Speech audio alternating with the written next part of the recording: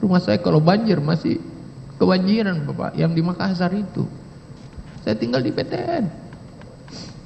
Bapak Yusuf Kalla berkenan menjadi saksi ade charge saya kemarin. Mengapa ketika saya menjabat sebagai menteri terhadap saya disangkakan dan tidak melakukan perbuatan korupsi? Apabila saya memang berniat melakukan itu, saya pasti sudah melakukannya sejak dari dulu menjabat di daerah.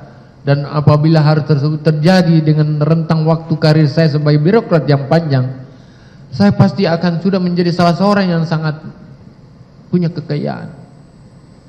Rumah saya kalau banjir masih kebanjiran Bapak, yang di Makassar itu.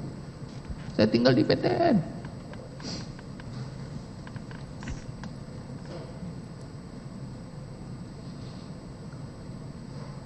Saya tidak biasa disogok-sogok orang yang mulia.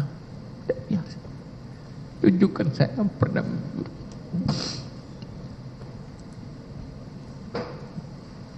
Adapun perimanan yang saya dapatkan selama ini hanyalah dari honor dan uang perjalanan dinas yang selalu saya tanyakan kepada saudara Kasdi dan Panji, dan keduanya selalu menjawab biaya tersebut semua sudah sesuai aturan, dan kata-kata khas yang selalu saya ingat, ini sudah dipertanggungjawabkan Bapak, ini sudah menjadi hak menteri Bapak, lillahi ta'ala Rasulullah, tidak jadi sembahyang saya kalau dia tidak sebut itu.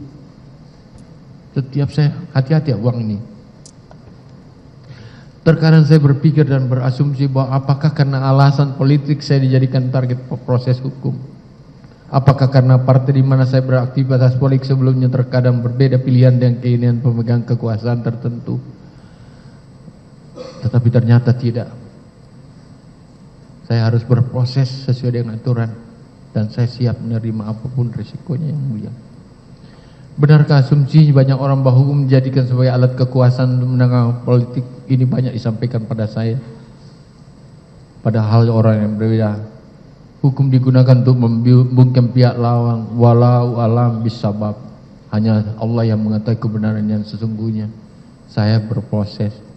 Ini semua pertanyaan yang disampaikan, yang dilempar-lempar orang di setiap ujung saya bertemu, yang disampaikan oleh istri dan anak-anak saya. Apabila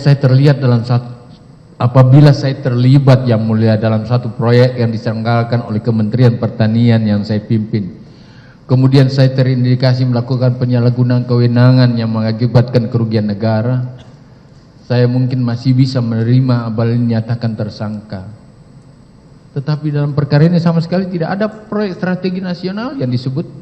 Penyelenggaraan perizinan dan rekomendasi maupun proyek bernilai di Kementan itu nilainya triliunan yang mulia, nilainya triliunan, dan disangkut pautkan terhadap saya impor beras 2 juta ton.